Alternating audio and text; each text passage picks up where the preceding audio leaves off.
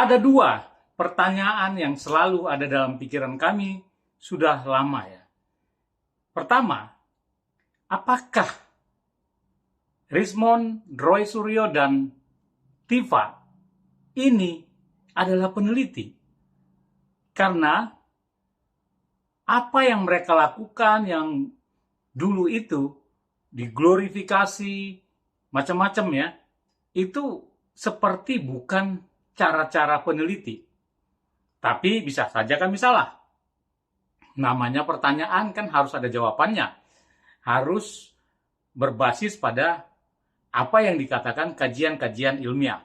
Jadi kami satu persatu harus melakukan kajian-kajian tersebut. Memang cukup lama untuk bisa menjawab pertanyaan pertama. Pertanyaan kedua, apa sebenarnya tujuan penelitian yang dikatakan mereka adalah peneliti itu? Nah, satu-satu mulai ada jawaban-jawaban dari pertanyaan tersebut. Yang pertama itu, apakah mereka peneliti? Ya, satu-satu tadi mulai kelihatan. Akhirnya, Rismond yang tadinya sang superstar ya dalam kelompok itu ya, RRT ya, Roy, Rismond, Tifa, kan begitu ya. Tidak berapa lama, akhirnya mengubah hasil penelitian yang disebutnya peneliti tanda kutip. Dari mengatakan berapa ribu triliun ijazah Pak Joko Widodo itu palsu, menjadi sekarang asli. Nah, ini kami tidak tahu apa yang terjadi sebenarnya, hanya Rismond yang tahu. Tetapi ada indikasi-indikasi setelah diketahui bahwa Rismond ini menggunakan gelar yang tidak benar. Begitulah ya, katanya seperti itu ya. Sekarang masih dalam penyelidikan oleh Polda Metro Jaya bahwa gelar doktornya itu bermasalah, kan gitu ya. Belum lagi ada katanya surat kematian, seperti itulah yang palsu, katanya begitu ya. Walaupun masih dalam tahap penyidikan atau penyidikan ya dari Polda. Yang pasti sekarang sudah berubah. Nah, ya, jadi apakah itu peneliti? Kemudian bagaimana dengan Tifa yang mengatakan dalam sebuah sidang CLS di Solo ya, itu mengatakan dia adalah satu level dengan Socrates, Plato, Aristoteles. Ini disebutkannya karena ada pertanyaan dari salah satu pengacara dari pihak UGM ya, tentang apa sebenarnya positioning dari Tifa ini. Apakah benar peneliti padahal tidak memiliki rekam jejak di Google Scholar, apalagi Scopus. Seperti itu ya. Scopus lah paling tidak ya. ID Scopusnya. Apalagi kalau ditanyakan WOS-nya, Web of Science. Ternyata memang dibantah tidak ada. Karena menurut Tifa, ini dia sudah bukan lagi sebagai pembuat artikel-artikel pada jurnal-jurnal bereputasi ya. Wow gitu.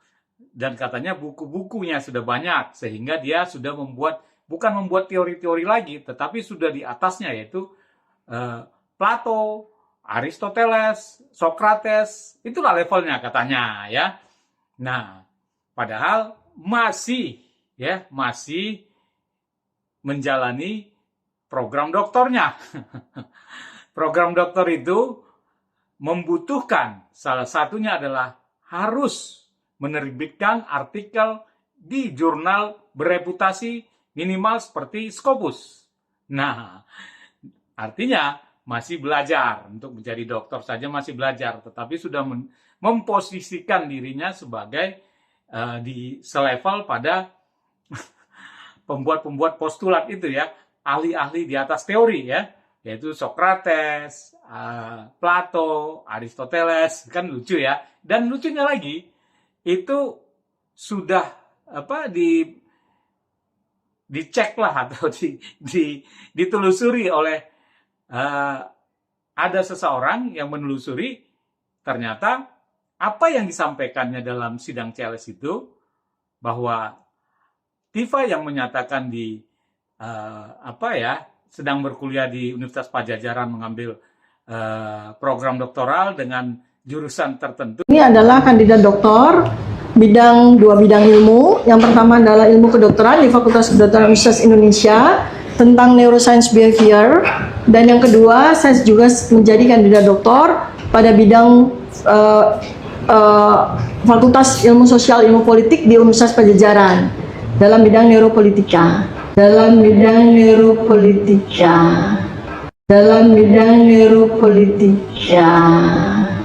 Banyak sekali keganjilan-keganjilan dari yang disampaikan oleh Tifa. Salah satu yang perlu mendapat perhatian kita semua adalah latar belakang pendidikan yang dia sampaikan di depan sidang pengadilan, yang ternyata bertolak belakang dengan data yang kita dapatkan di pangkalan data Dikti itu sendiri, di mana dia di situ mengatakan sebagai kandidat doktor pada program doktoral Universitas Padjadjaran di bidang neuropolitika. Apakah ini benar? Kalau kita cross-check dengan data di website Universitas Padjadjaran pada Fakultas Ilmu Sosial dan Ilmu Politik, ternyata bidang neuropolitika tidak kita dapatkan. Di program doktoral pada Fakultas Ilmu Sosial dan Ilmu Politik Universitas Padjadjaran itu ternyata ada 4 bidang, yaitu bidang hubungan internasional, bidang ilmu administrasi, bidang sosiologi, dan bidang kesejahteraan sosial. Di mana bidang kesejahteraan sosial inilah yang diikuti oleh Tifa sesuai dengan data di pangkalan data Dikti. Nah, ini aneh. Kenapa di depan persidangan dia mengaku sedang mengikuti program doktoral di Fakultas Ilmu Sosial dan Ilmu Politik Universitas Padjadjaran pada bidang neuropolitika? Padahal bidang neuropolitika tidak ada di Fakultas Ilmu Sosial Ilmu Politik Unpad pada program doktoralnya. Bagaimana dengan Roy? Kan itu juga ya. Kalau Mas Roy Suryo dengan gagah berani ya menunjukkan surat keterangan lulusnya, S1-nya ijazah, S2 ijazah, S3-nya surat keterangan lulus, dan minta ya memberikan izin, silahkan diuji. Nah, kami melakukan uji. Nah, sekalian memberikan sebuah edukasi, meneliti itu, menelusuri sebuah permasalahan itu adalah dengan cara harus ada ya data yang kuat. Kemudian data yang kuat ini pun membangun hipotesis, dan hipotesis inilah yang diuji, diklarifikasi dengan, kalau kami menggunakan caranya adalah seperti FGD ya, forum group discussion ataupun audiensi ya, melakukan audiensi untuk memverifikasi daripada data tersebut, dan hasilnya sudah bisa tahu lah ya di video-video kami sebelumnya ya, itu ternyata ada ya kejanggalan daripada proses akademiknya yang melanggar atau menabrak peraturan rektor beberapa dari 2018, 2020, dan 2022. Di 2022 itu pun sama saja semua ini. Dari 2018, 2020, 2022 menabrak. Artinya, kalau menurut peraturan tersebut, seharusnya Mas Roy Suryo ini drop out sesuai ketentuan ataupun peraturan rektor tersebut ya. Ya, ikuti saja video kami, atau sudah banyak lah di media ya.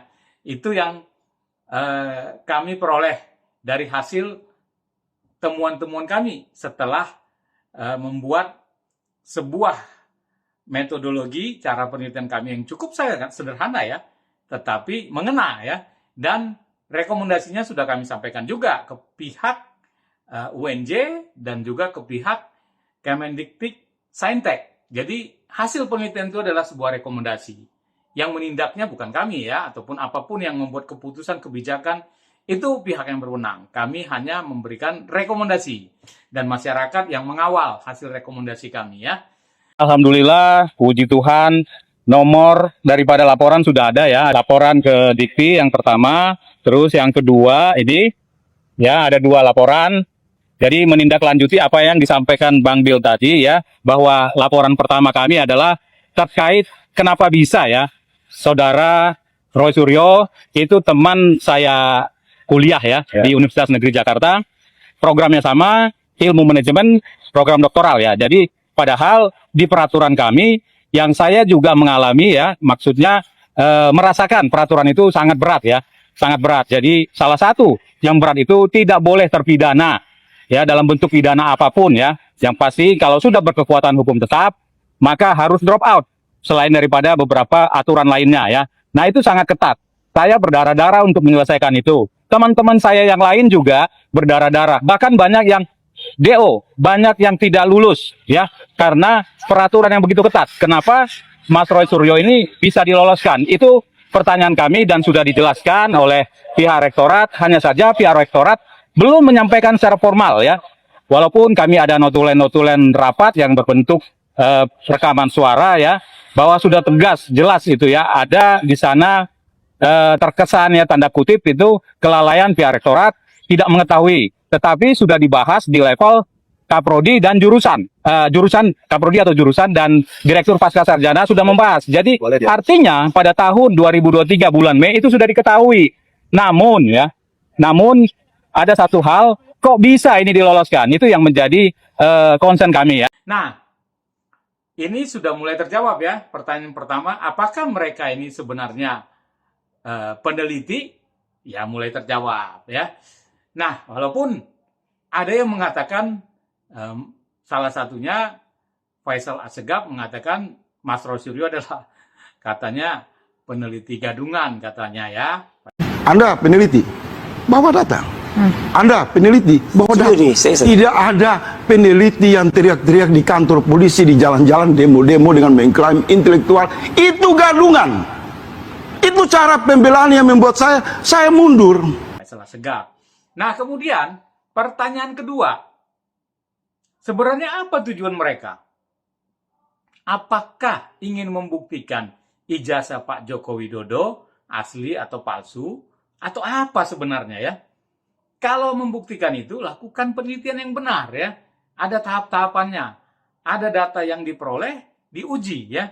Bukan data-data yang sekarang kan jadi kenal sendiri ya. Harusnya kan diuji ya, diuji. Dan ada syarat-syarat ujinya itu, serta sebelum menguji, itu harus sebelum ngambil data ya, ataupun setelah data lah ya, setelah dapat data, minta izin untuk diteliti kepada subjeknya. Misalnya kalau subjeknya adalah UGM, maka minta izin pada UGM dan klarifikasi ya, menguji hasil daripada data-data yang dikumpulkan tadi.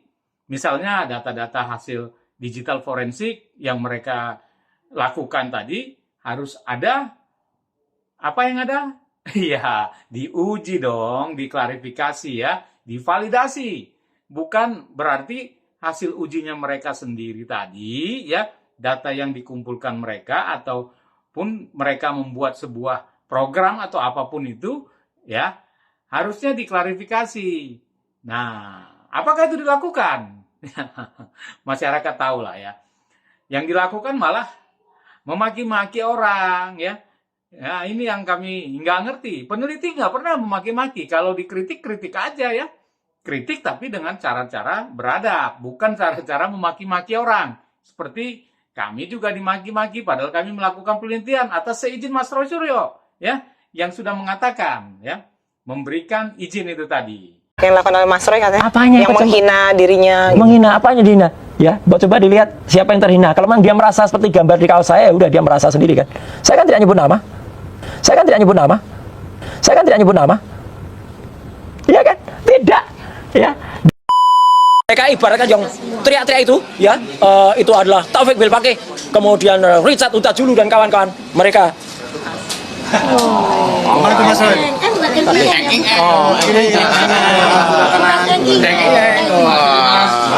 Agak kurang Mas. Kabeh ya, mereka itu kabeh. Nah itu ya. Ketua harian, akulah ya, si Billy ya. Billy itu punyanya Michael yang jaga di luar yang itu namanya Billy itu ya. Iya benar ini. Atau Muhsin Taufik Bilpake ini. Si Billy itu nama anjing saya. Yang paling gede itu namanya Billy. Itu nama anjing saya nama si Billy. Itu nama anjing saya nama si Billy. Nah, untuk Dokter Tifa, kami belum. Kami hanya baru mengumpulkan data ya. Mengumpulkan data, ada kejanggalan-kejanggalan ya, dan sebetulnya bisa kami lakukan, hanya saja belum saatnya lah ya, dan juga belum diperlukan karena memang butuh biaya juga, Kak. Saya harus pergi ke UGM juga, memverifikasi, ya, memvalidasi kebenarannya, dan itu nantilah ya. Yang pasti sudah satu ini, ya, Mas Roy Suryo sudah kita lihat ini. Nah, kalau Rismond ya sudah jelas ya, sudah mengakui penelitiannya tidak benar gitulah ya. Dalam arti kan berbeda hasilnya sekarang. Artinya ini penelitiannya kacau ya. Nah, bagaimana dengan buku-buku mereka? Ya, kalau saya melihat, kalau seseorang peneliti sudah benar-benar menuliskan buku bahwa itu kajian yang dihasilkan dari penelitian, maka ada daftar pustaka ya, minimal ada itulah ya. Jadi kita bisa tahu rujukannya apa, yang dipakai itu apa ya, minimal metodenya apa, metodologi apa yang dipakai. Kalau tidak, nggak usah dibuat ya, jangan terbitkan buku, apalagi terbitkan jurnal ya, artikel di jurnal. Nah, kalau kami memang tidak membuat buku, tidak membuat artikel untuk penelitian ini. Kami hanya ingin membuktikan bagaimana peraturan rektor itu terhadap SKL ini, surat keterangan lulus ya. Hanya itu, walaupun akhirnya banyak hal yang ditemukan berdasarkan hasil audiensi dan kelanjutan penelitian dari teman-teman ya, kelanjutan penelitian kami dilanjutkan oleh teman-teman. Itu tambahan lah, bonus ya. Nah, kalau kami kan masih sampai pada rekomendasi saja ya, sudah kami rekomendasi. Masyarakat mengawal ya nanti. Nah, sebenarnya apa ya sih yang kami lakukan itu? Kayaknya sudah banyak ya yang kami sampaikan berulang-ulang. Tetapi biar lebih jelas lagi, mungkin menambah rujukan apa yang disampaikan oleh Bang Bill berikut ini akan menjelaskan, menambah penjelasan ya. Ini hanya sebuah penjelasan saja ya, tambahan supaya lebih paham. Mari kita simak penjelasan dari pembahasan Bang Bill berikut ini. Ini aku mau kembali mendiskusikan hal yang menurutku menarik. Dan masih berkelanjutan soal isu dari Mas Roy Suryo. Aku nggak mau fokus dulu ke soal pra-peradilan dan juga persidangan beliau yang sudah sangat dinantikan agar bersama Tifa bisa bersama-sama dalam rangka mempertanggungjawabkan perbuatan jahat mereka. Nah, kali ini melanjutkan diskusi-diskusi kita. Aku agak heran ya, kenapa Roy Suryo dan juga teman-temannya itu seolah-olah sekarang sedang membuat framing. Aku dan juga Dr. Richard itu mencoba mengajak kepada masyarakat agar tidak percaya kepada Roy Suryo sebagai pemilik ijazah asli. Jadi gini, beberapa kali aku melakukan debat dengan orang-orangnya Mas Roy, baik di TV dan juga di pertemuan-pertemuan, mereka membuat narasi seolah-olah Bang Bill itu menuduh ijazahnya Roy Suryo itu adalah palsu. Padahal kalau teman-teman berselancar di playlist tentang ijazah Roy Suryo yang ada di Bang Bill Offside, kalian akan menemukan podcast dan juga reaction serta monolog yang aku tampilkan tidak pernah kemudian lebih mengkerucut untuk menyatakan ijazah Roy Suryo itu palsu. Yang ada sebenarnya adalah ijazah Roy Suryo itu tidak ada. Ya kan? Kenapa aku bilang tidak ada? Karena memang ini berangkat dari beliau memperlihatkan ijazah S1 dan ijazah S2, sementara S3 itu cuma surat keterangan lulus, dan itu beberapa kali pertemuan. Makanya akhirnya kita berspekulasi bahwa yang bersangkutan tidak punya ijazah, gajah gitu. Tentu dalam konteks S3 gitu. Nah, yang kedua juga narasi yang disampaikan seolah-olah kita melakukan penzoliman ya. Tidak punya legal standing lah dan lain-lain sebagainya. Padahal legal standing itu kaitannya dengan misalnya saya membuat laporan di pengadilan tata usaha, yaitu saya nggak punya legal standing, saya tidak dirugikan secara langsung kok, ya kan? Tapi yang jangan dilupakan adalah ini sebagai bentuk kepedulian dari partisipasi masyarakat kepada kampus yang notabene kampus itu ada APBN di dalamnya, dan itu tidak perlu legal standing dari alumni saja gitu. Bahkan masyarakat secara umum itu bisa mengontrol lembaga-lembaga publik kita. Nah, apalagi gerakan yang selama ini kita lakukan itu bersama dengan Dr. Richard, seorang alumni dari program Pascasarjana yang ada di UNJ. Nah guys, di video ini aku mau kembali mengingatkan kepada teman-teman bahwa harus ada peran penting dari UNJ menyelesaikan persoalan yang ada dua persoalan sih. Persoalan pertama adalah kisruh tentang Roy Suryo yang seharusnya mendapat ganjaran di DO oleh rektor ya, namun ternyata tidak di DO, bahkan kemudian diberikan kesempatan untuk tetap lanjut. Namun sayangnya kesempatan itu tidak diperkuat dengan semacam berita acara atau legalitas formil yang membuat ada kepastian hukum. Sebab kalau seandainya Mas Roy tetap dilanjutkan, kemudian tidak ada kepastian hukum, ini juga akhirnya bermasalah di kemudian hari. Ini yang kita sebut dengan maladministrasi. Nah, problem yang kedua adalah soal potensi plagiarisme. Ada beberapa pernyataan dari Mas Roy Suryo yang menurutku juga menarik ya, ketika dia mengatakan bahwa yang punya kapasitas untuk melakukan pengecekan plagiat itu cuma kampus UNJ. Oke, memang benar, tapi jangan lupa bahwa untuk melakukan pengecekan plagiarisme sebenarnya tidak semata-mata dari pihak kampus itu sendiri. Pertama ada Kementerian Pendidikan ya, Tinggi dan Saintek ya, Dikti intinya. Begitu juga dengan kampus-kampus yang lain, terutama mereka yang punya hak akses, terutama yang memiliki kelas atau aplikasi yang kita kenal dengan Turnitin terutama gitu. Tapi sudah, kita nggak mau masuk itu lebih jauh. Pada faktanya, disertasi Roy Suryo yang sudah dia share ke publik ternyata juga sudah bisa diakses oleh masyarakat secara umum, terutama mereka yang punya hak akses di website tersebut, yang akhirnya kemudian dilakukan proses pengecekan dan potensi plagiarismenya itu cukup tinggi. Makanya kemarin secara formal diadukan oleh alumni UNJ namanya Dr. Richard dan saya menemani, kami bersama-sama memberikan laporan. Jadi saya melaporkan dalam bentuk pemberitahuan, nah dalam bentuk aduan yang kemudian melampirkan bukti-bukti dan fakta-fakta problem itu tentu dari alumni yaitu Dr. Richard. Intinya alumni dan juga elemen masyarakat berkumpul dalam rangka untuk kemudian mendesak kepada Dikti agar melakukan evaluasi terhadap kerja-kerja di UNJ terkait secara spesifik berkaitan dengan urusannya Roy Suryo. Bang Bil, lo siapa? Ya, lo ini sentimen ya, lo ini dendam ya, lo ini balas. Padahal kalau balas dendam sih enggak ya, karena aku enggak ada masalah dengan Roy Suryo secara personal. Bahkan Roy Suryo sering mengutip temuanku tentang Rismon Sianipar gitu. Enggak apa-apa. Tapi bagi aku ini bukan soal dendam, bukan soal konflik politik semata. Walaupun pada faktanya kita berseberangan secara politik.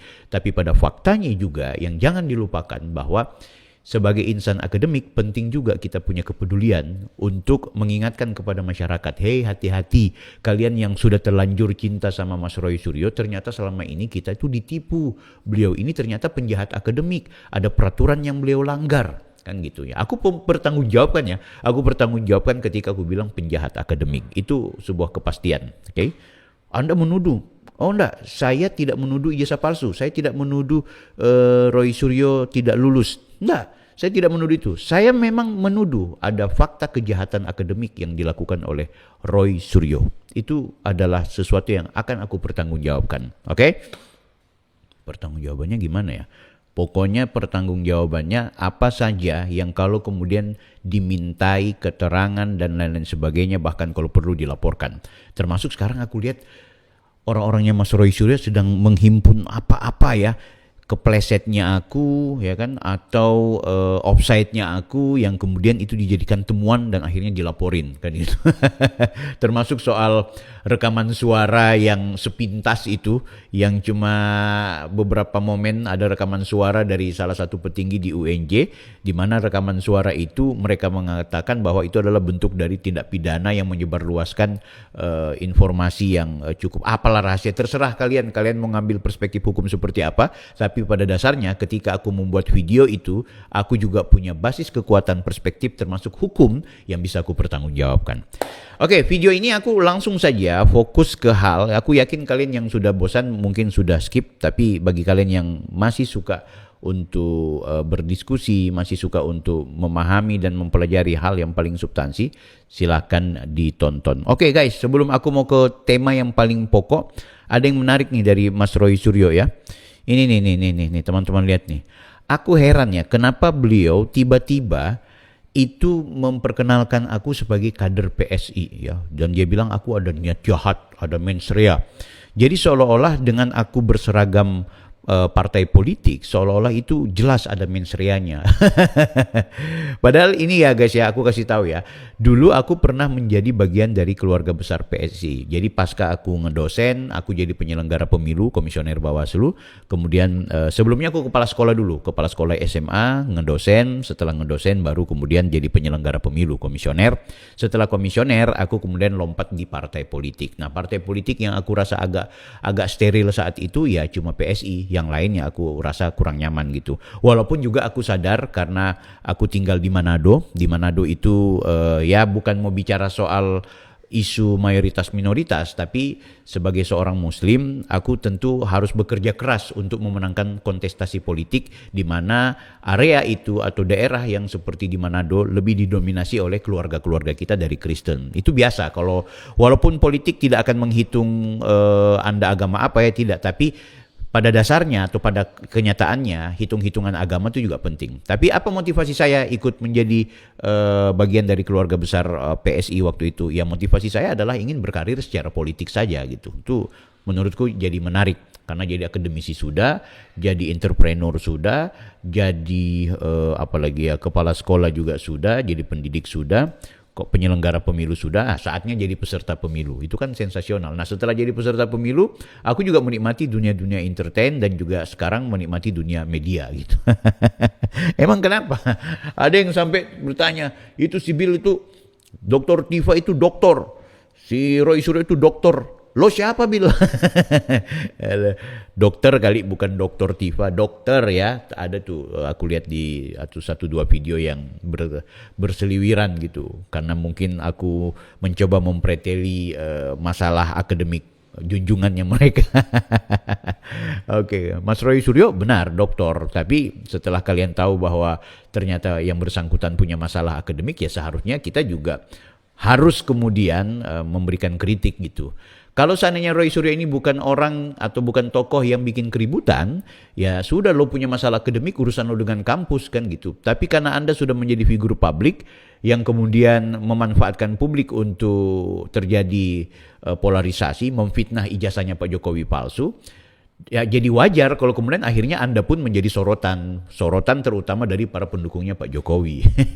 Emang salahnya di mana coba? Ini kan aku rasa lucu tuh, Michael bilang ini kan mereka mengalihkan isu, mereka ini dendam bla bla bla. Peduli amat kalian mau bilang apapun, mau politis kayak mau apa, pada faktanya ada sejarah kelam bagi seorang Roy Suryo yang ada di UNJ ketika kuliah. Kalau Pak Jokowi itu kan kalian asumsinya begini, itu fitnah, apa yang kalian lakukan sama Pak Jokowi, itu nggak ada yang nyambung gitu. Walaupun semua teorinya cocok logi, tapi kalau Roy Suryo fakta bahwa ada peraturan yang dia langgar. Itu fakta, itu bukan fitnah, itu fakta. Kalian mau ngeles seperti apapun tetap fakta. Oke, nah sekarang kita, aku mau mengajak ke sini sama teman-teman ya. Ini aku mau perlihatkan ke kalian. Ini loh pokok masalah dari persoalannya Mas Roy Suryo. Kemarin aku sama Bang Yasena kuasa hukumnya Mas Roy Suryo. Sayang sekali beberapa pernyataan beliau nampaknya agak nggak nyambung gitu ya. Dia mengira bahwa saya menuduh ijazahnya Mas Roy palsu. Dia bilang tidak ada aturan itu yang kemudian seseorang kalau sudah dipidana nggak bisa lanjut kuliah. Itu nggak ada aturan itu. Bahkan orang dalam penjara pun boleh kuliah gitu. Memang benar orang di dalam penjara boleh kuliah kalau dia baru mau masuk kuliah tapi di saat di penjara. Tapi kalau dia kuliah di mana ada aturan kampusnya yang mengatakan lo nggak boleh bikin perbuatan jahat ya. Kalau kemudian lo jahat dan akhirnya terpidana, maka lo gue usir dari kampus gue. Nah itu yang terjadi sama Roy Suryo gitu. Ada undang-undang dasar yang kemudian memberikan kesempatan setiap orang menikmati pendidikan. Iya, hak berpendidikan iya. Tapi kalau Anda hianati hak itu, maka Anda juga harus menerima konsekuensi. Karena banyak sekali mahasiswa, jangankan dipidana, banyak yang kemudian akhirnya DO karena pelanggaran-pelanggaran lainnya. Dan itu fakta yang terjadi. Apakah Anda mau mengatakan kampus yang mendeokan mahasiswa itu melanggar undang-undang dasar? Enggak dong.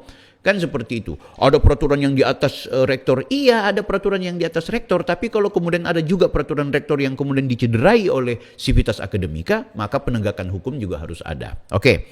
Tolong Bang Yasena dan teman-teman kuasa hukumnya Roy Suryo, termasuk Mas Roy Suryo sendiri, jangan menyesatkan publik dengan mengatakan bahwa peraturan rektor itu berlaku surut, tidak berlaku surut. Anda angkatan 2016 dan peraturan rektor ini 2018 sampai dengan 2022. Begini, ini bukan pedoman akademik ya. Pedoman akademik itu mungkin berlaku pada setiap mahasiswa tahun ajaran tertentu. Tapi sekali lagi kalau dalam konteks peraturan rektor, maka semua angkatan itu tetap terkena peraturan rektor tersebut. Angkatan pertama dan angkatannya akhir dan angkatan yang akan datang pun akan kena kecuali ada peraturan rektor baru. Kan seperti itu. Silakan lihat nomor 5 tahun 2022 ya. Kemarin di Kompas aku salah ngomong kayaknya. Nomor 5 tahun 2020. Padahal kalau tahun 2020 dia nomor 13 tahun 2020 atau nomor berapa tapi tahun 2018. Kurang lebih sama, ada redaksi yang sama, klausulnya sama. Nah, tentu berkaitan dengan apa? Peraturan akademik kan gitu. Jadi peraturan akademik ini dibuat untuk kemudian ditaati, bukan cuma sekedar ditulis kemudian tidak dijalankan, kan seperti itu. Nah, ini teman-teman coba lihat. Ini di pasal 19 ya, di status mahasiswa. Teman-teman bisa cek peraturan rektor tersebut. Aku ambil cuma sebagiannya ya. Jadi teman-teman bisa langsung lihat. Langsung saja ke poin E di sini ya. Jadi status mahasiswa UNJ itu gugur apabila melakukan tindak pidana. Dia nggak bilang tindak pidana ringan, dia tidak bilang tindak pidana luar biasa. Dia cuma bilang melakukan tindak pidana, mau ringan, mau besar, mau kecil, dan telah memperoleh ketetapan hukum yang tetap. Jadi sudah ingkrah lah ya, sudah tidak ada lagi keputusan lain yang dikeluarkan oleh lembaga peradilan ya. Sekali lagi yang dikeluarkan oleh lembaga peradilan ya. Ini akhirnya statusnya apa ya? Statusnya gugur, ya kan? Itu harusnya gugur gitu. Tapi apakah langsung gugur? Tentu tidak. Dia akan gugur kalau kemudian mendapat surat keputusan dari rektor ya. Nah, ini makanya di poin 4-nya sini tertulis mahasiswa yang dinyatakan gugur akan ditetapkan dengan keputusan rektor tentang penetapan mahasiswa drop out gitu. Jadi nggak langsung gugur. Jadi ada yang bilang, Bang Yasena bilang, nah itu kan rektor diam. Kampus diam, dekan diam, tidak ada masalah. Akhirnya dia sah. Ini nggak bisa juga seperti itu. Memang kalau dia kemudian ada keputusan rektor untuk DO, ya DO.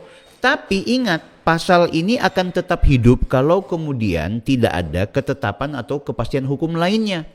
Kan gitu. Makanya dalam klausul terakhir ya di bab keberapa ini, segala ketentuan pelaksana dalam peraturan rektor ini akan ditetapkan keputusan rektor. Jadi ketentuannya itu harus ditetapkan oleh rektor. Jadi dia DO ya harus ditetapkan oleh rektor, dan dia tidak DO pun harus ditetapkan oleh rektor. Kan gitu. Jadi coba Anda bayangkan ya, ini kita diskusi dulu lah ya. Kita diskusi. Ada peraturan rektor. Hidup nih peraturan rektornya, yaitu DO kalau kemudian tidak dia melanggar aturan DO. Nah, agar dia DO dan dipastikan DO, maka kan dikembalikan kepada rektor sebagai pemilik diskresi. Pemilik peraturan ini kan rektor. Rektor kan bisa evaluasi. Peraturannya ini memang mempermalukan alma mater. Apa pelanggarannya si Roy Suryo? Ya udah, DO dia. Dia bikin ketetapan. Oke? Tapi kalau seandainya rektor pun tidak mau mendeokan, ya dia evaluasi. Kasihan ya Roy Suryo, orangnya ganteng, dia pakar telematika, orangnya baik, dia mantan menteri, dia adalah anggota DPR sebelumnya, dia ini orang yang berkontribusi untuk bangsa. Bahkan ketika dia jadi mahasiswa di UNJ, banyak sekali kebaikan-kebaikan yang dia sudah torehkan. Dia bayar SPP, dia sering bawa kue, dia sering senyum-senyum. Kami merasa senang kalau ada Roy Suryo tetap dia bertahan di UNJ. Ya sudahlah, kendati itu peraturan rektor ada, ya udah saya bikin ketetapan supaya peraturan rektor itu tidak kemudian langsung makan kepada Roy Suryo. Saya bikinlah ketetapan, menimbang, mengingat dan seterusnya, memperhatikan dan seterusnya, karena Roy Suryo adalah orang yang baik, orang yang sebenarnya korban politik, katakanlah seperti itu. Ya sudah, maka rektor tetapkan yang bersangkutan bisa melanjutkan sebagai mahasiswa. Ya seharusnya seperti itu. Bukan di tingkat prodi. bukan di tingkat apa ya? Bukan di tingkat dosen pembimbing, ya harusnya rektor dong. Kan gitu. Karena ini peraturan rektor, dia hidup aturan itu. Nah, untuk mendapatkan kepastian hukum harus ada ketetapan rektor. Baik dia dipastikan DO atau tidak dipastikan DO, harus ada ketetapan rektor. Wah, Bang Bil, lo bocorin. Ini jangan-jangan UNJ sebentar lagi bikin keputusan rektor. Wah, itu bumerang guys. Ini akan menjadi sesuatu yang buruk. Kita tahu kok nggak ada keputusan rektor terkait hal itu. Tiba-tiba langsung ada, wow. Kalaupun ada, berarti peraturan rektornya apa? Ketetapan atau keputusan rektor itu baru dilakukan karena ada kisru ini. Wah, itu semakin maladministrasi itu. Jadi itu ya guys ya. Jadi yang namanya peraturan rektor ini diimplementasikan dengan keputusan rektor. Jadi untuk mendeokan Mas Roy saat itu harus ada keputusan rektor, tapi tidak mendeokan juga harus ada ketentuan atau keputusan rektor juga. Ya minimal ada berita acara dan lain-lain sebagainya. Itu harus. Nah, ini sekarang yang terjadi adalah ya tidak terjadi apa-apa. Ini yang akhirnya dalam pandangan hukum, karena ketidakpastian hukum yang terjadi artinya potensi maladministrasi. Nah, ini akhirnya blunder. Artinya kalau di kemudian hari diketahui bahwa Roy Suryo itu bermasalah secara hukum, maka sepantasnya rektor pun segera melakukan evaluasi. Kalau kemudian akhirnya ada desakan dari masyarakat untuk melakukan pencabutan, kembali lagi semua dikembalikan kepada rektor ya. Dan jangan salahkan rakyat dong kalau kemudian ada suara, ada teriakan cabut gelarnya Roy Suryo. Sekali lagi jangan marah kepada rakyat. Begitulah opini dan juga hak demokrasi yang berkelindan. Sebagaimana mereka-mereka yang teriak-teriak adili Jokowi, gantung Jokowi, yang jelas-jelas tidak ada pelanggaran gitu. Tidak ada hal yang secara kasat mata kita melihat bahwa Pak Jokowi melakukan pelanggaran. Tapi kalau Roy Suryo sudah jelas-jelas ada pelanggaran yang dilakukan. Apa? Melakukan tindak pidana. Tindak pidana itu yang kemudian berkonsekuensi yang bersangkutan dihukum selama 9 bulan. Nah, setelah itu juga ada konsekuensi hukum secara internal di kampus, yaitu yang bersangkutan harusnya gugur. Tapi yang gugur ini tidak ada implementasi, ya jadi repot akhirnya, kan seperti itu. Intinya gini, menggugurkan atau tidak menggugurkan harus ada keputusan rektor agar ada kepastian hukum. Begitu. Jadi ya nggak bisa juga keputusan rektornya baru mau dibuat sekarang untuk meloloskan Roy Suryo. Nah, yang paling aman sekarang adalah evaluasi berjalan dan mengambil keputusan yang bijaksana. Ya kalau kemudian harus dicabut ya cabut ya. Dan banyak alasan kok untuk mencabut gelar doktornya Roy Suryo. Ya mudah-mudahan juga apa yang kita dapatkan kemarin dan sudah kita berikan kepada pihak UNJ dan juga pihak Dikti terkait adanya plagiarisme berpotensi saja itu kemudian dijadikan dasar dan juga semacam pertimbangan gitu. Tapi yang jelas soal plagiat ini hanya bonus ya guys ya.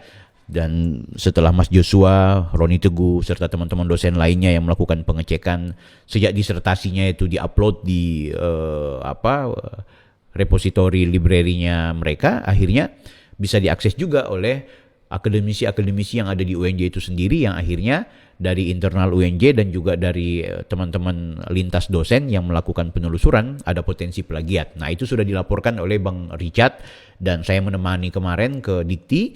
Nah, ini mudah-mudahan akan kemudian menjadi sesuatu yang perlu mendapat perhatian serius ya. Ini adalah beberapa data-data, bukti-bukti bahwa adanya plagiarisme dengan angka yang cukup signifikan, bahkan sampai 55%, mengingat yang namanya plagiarisme dalam sebuah kampus paling tinggi itu hanya berada di angka 20%. Oke, kan seperti itu. Nah, sekarang apa kelanjutan kita? Kita tidak akan kemudian menutup mata ya. Saya berharap teman-teman, baik kalian pendukungnya Mas Roy Suryo, ya sekiranya kemudian mengambil ini sebagai sebuah evaluasi. Jangan kemudian mempertahankan argumentasi yang sebenarnya keliru. Misalnya menggunakan pasal-pasal yang nggak nyambung dengan urusan kita ini, kan gitu. Mungkin kalian nggak suka, nggak apa-apa. Saya juga menghormati orang yang sebagaimana banyak yang nggak suka ketika Roy Suryo dan kawan-kawan meneliti ijazahnya Pak Jokowi, itu banyak yang nggak suka. Bukan karena nggak suka soal karena Pak Jokowi berijazah palsu, tidak, tapi karena nggak rasional dan nggak pantas gitu. Demikian juga barangkali seperti itu. Ada yang menuduh saya seolah-olah dibayarlah, seolah-olah saya ini cuma mengalihkan isu, saya dibilang orang yang sebenarnya cari panggung. Padahal nggak perlu cari panggung. Saya kasih tahu sama teman-teman ya, nggak perlu kita tampil di media-media nasional. Cukup di YouTube kita udah keren kok.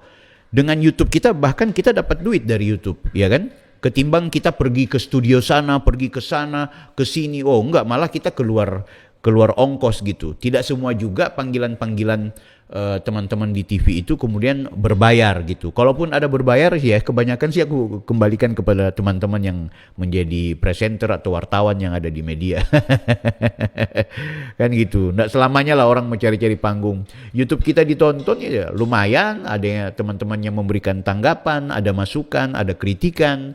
Kan gitu, itu jauh lebih interaktif ketimbang cuma sekedar nonton atau tampil di media-media nasional. Jadi bukan cari panggung ya kawan-kawan, bukan juga cuma sekedar menghalau gerakannya Roy Suryo, padahal tidak. Kalau ini terjadi di saat mungkin di era-eranya Rismond, bisa saja ada istilah killing the messenger, sah-sah saja orang mau bilang seperti itu. Kalau sekarang kayaknya nggak relevan deh, wong sekarang masalahnya Pak Jokowi udah prapit, jalan aja terus. Dan Roy Suryo kan orang yang tidak akan pernah bisa minta maaf atau RJ dengan Pak Jokowi, enggak. Selain memang secara personal beliau enggak mau, yang kedua secara hukum seorang residivis itu ya susah untuk kemudian ada RJ. Kan gitu. Ya, pada faktanya kita sebenarnya ingin semua ini damai-damai saja. Saya sih sebenarnya berharap Mas Roy Suryo menanggapi semua persoalan ini dengan saling serang ya dalam tanda kutip, saling serang yang mendidik, mendewasakan. Bukan menyerang kemudian menghajar secara personal gitu. Yang lucu aku tuh waktu beliau tampil di OK Zone, dia bilang, "Apa? Emangnya saya mau mencaci maki dia? Emangnya saya menyebut namanya dia?" Lah pada faktanya menyebut nama saya gitu. Jadi akhirnya Mas Roy kebanyakan bohong terus kan gitu. Kan sayang gitu. Mengumbar-ngumbar informasi yang menurut saya DFK-nya cukup kental. Nah, karena DFK saya lawan gitu. Kalau DFK itu saya lawannya bisa saja kontra narasi, bisa saja kemudian kita laporkan ke polisi kalau sudah menyangkut sesuatu yang sangat tidak elok dalam konteks secara personal, kan gitu.